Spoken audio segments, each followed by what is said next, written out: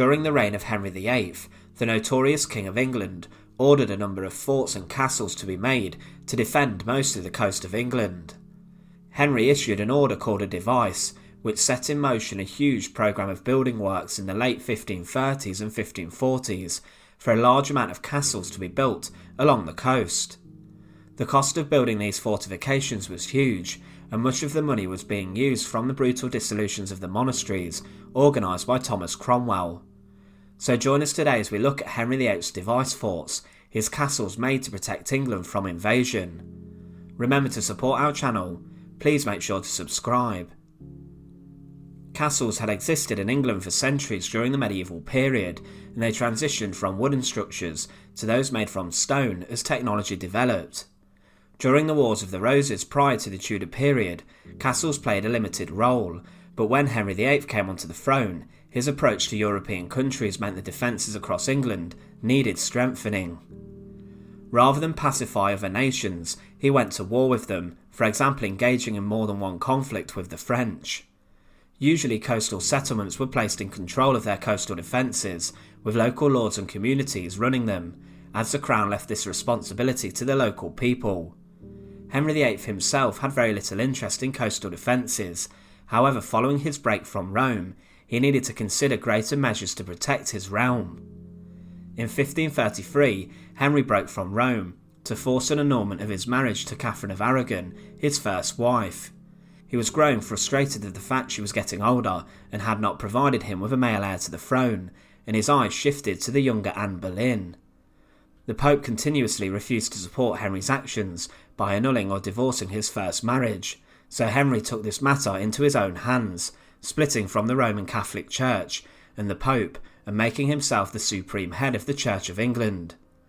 Henry's actions with regards to this matter, and also his treatment of Catherine of Aragon, greatly angered those across Europe, and it was likely that an invasion of England would occur. Catherine of Aragon was the aunt of King Charles V of Spain, who took the annulment of his aunt and the English king as insulting and as an attack. France were also angry at Henry VIII, and they announced their discontent with the English. Because of all the animosity directed towards the English king, it was almost certain that an invasion force would be sent to attack the country. In the summer of 1538, Henry then inspected himself a number of coastal defences across the south coast of England, and decided that he needed to make huge investment and substantial improvements to these in order for them to defeat a possible invasion force. Henry then in 1539 through Parliament ordered that a system of new defences were to be built along the coast of England in order to see off a possible threat from invasion. The works that were ordered would continue through 8 years to 1547. These fortifications were known as device forts, as the order, which was known as a device, meant a documented plan which was put in place. Such was the detail in the construction of these fortifications. These castles were to be built for the defence of the realm in time of invasion, and focused mostly on building along the southern coast of England, as well as improving existing defences in the French town of Calais, which was garrisoned and controlled by Henry VIII's soldiers. During 1539, a series of 30 initial new fortifications were planned and constructed, including stone castles at Deal and Sandown to protect East Kent, and in particular Deal Beach, where an invasion force could easily land. These castles were also supported by earthworks and artillery batteries, which were also created. A large amount of England's exports passed at the time through the Thames estuary, which led out of London, and there was also a need to protect this area. A network of defences was set up along the river, and further device forts were created along the southern coast of England. Castles at Portland and Sandsfoot, near to the coastal town of Weymouth, were also built to protect the Portland roads, a series of shipping lanes, and these two castles would have been equipped with artillery, which would have fired simultaneously protecting these vital waters. Further work took place throughout the early 1540s, in which more castles and fortifications were constructed and upgraded, with many focused around protecting the rivers linked to the sea, in which towns were nearby, and also shipping lanes. In the first phase of building, 24 sites were finished, and by the end of 1540 were garrisoned with soldiers, which shows you what a sheer necessity and desperate requirement it was for these structures to be built quickly. Almost all of the planned fortifications were finished by the end of 1543, but by the time this happened, the threat of invasion diminished and an alliance between the French and Spanish had fallen. But in 1543, Henry began to become a key player in European politics again, allying himself with the Spanish against the French. The French and Spanish would make peace again, which once again made England vulnerable to invasion, and Scotland also caused a threat in the country. In 1544, Henry ordered another device to improve the country's defences, particularly again along the southern coast. Castles such as Brownsea Castle in Dorset and Sandsfoot Castle were created, and the French invasion did emerge the following year this time. On the 19th of July 1545, a French fleet of 200 ships, under the command of Claude d'Annebault, crossed the Channel and arrived just off the Solent. Henry's fleet was sent to attack before retreating behind the fortifications that were created. The French landed a force near to Newhaven, in which Camber Castle could have attacked the French fleet, and they also landed a group of soldiers on the Isle of Wight. The French moved further along the coast, which caused huge concern of an immediate full-scale invasion, with the French also raiding. But in June 1546, a peace treaty was agreed, bringing the conflict to an end. By the time Henry VIII died, he had spent a huge amount of money on the device forts and in protecting England. The new fortifications that were made were the most advanced in the country at the time and were a huge improvement over the medieval designs. They were effective with regards to firing on ships, however compared to some European structures were slightly underwhelming. The size of the fortifications did vary, and some small structures such as a blockhouse could cost around £500 to build, however medium-sized castles such as Portland Castle cost around £5,000 to build. Larger castles cost up to £30,000 to create, and these projects were overseen by a paymaster, various commissioners, overseers and a comptroller. Some fortifications were even built by local people and families who acknowledged that a threat was real.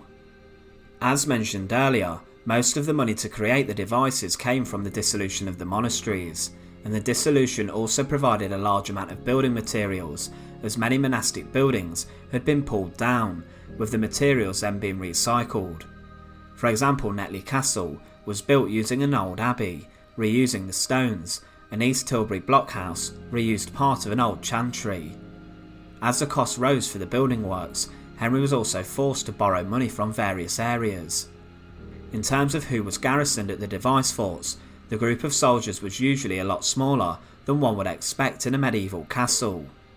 The small teams of men would look after the building, maintaining their surroundings and also their artillery during times in which peace was restored. They were supported by local militia and additional soldiers, but it was mostly smaller groups of men based there. For example, West Tilbury Blockhouse had a garrison of only 9 men, with other castles having around a dozen or a couple of dozen. The soldiers would have lived in basic conditions, most typically on the ground floor, with the captains living in the most furnished and elaborate rooms on the higher levels of the keep building. The soldiers would live off a diet of meat and fish, and these may have been caught close to where the fort was.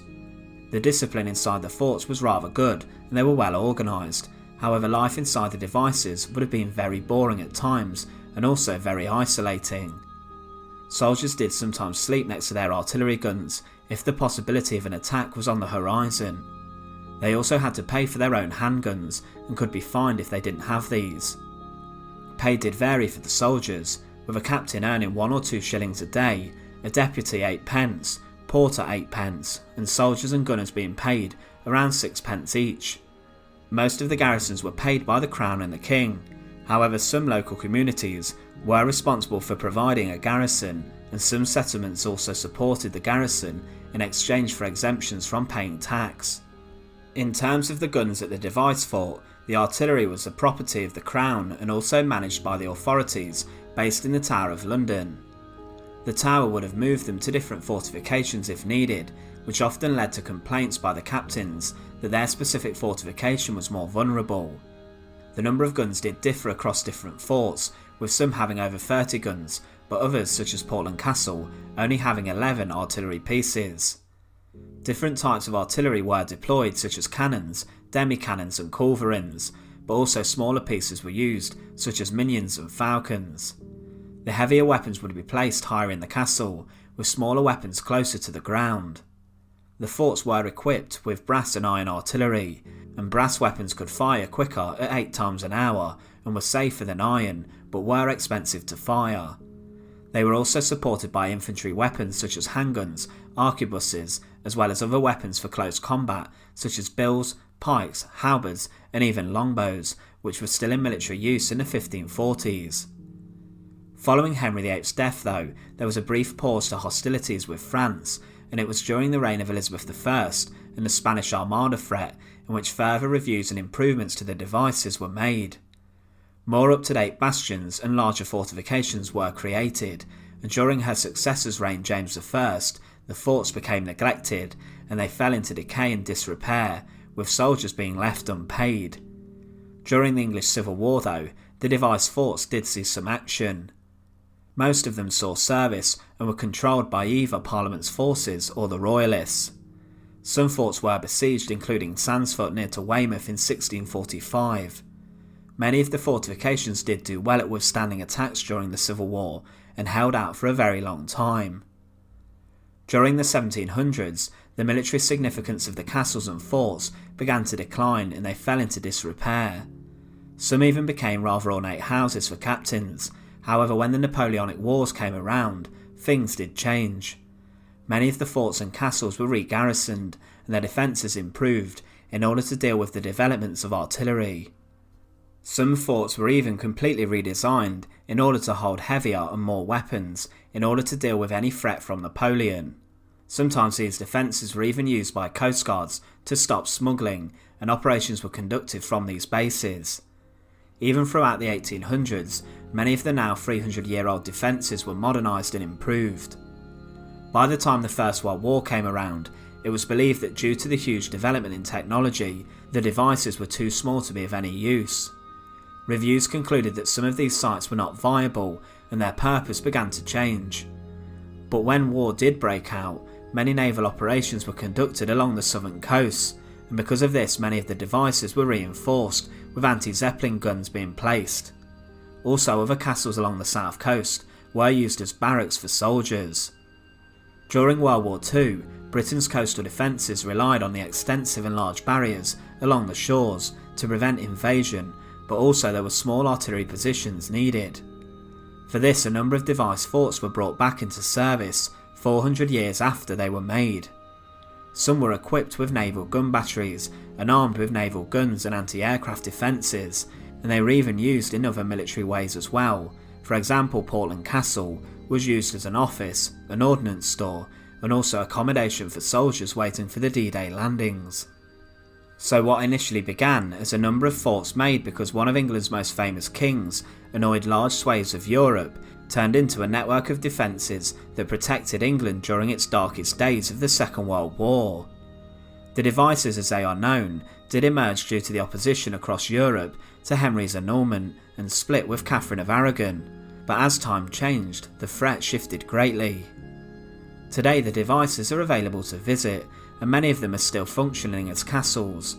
What's interesting is that should a future war ever break out again, then I'm sure that even 500 years after they were created, these fortifications would be brought back into a military capacity once again.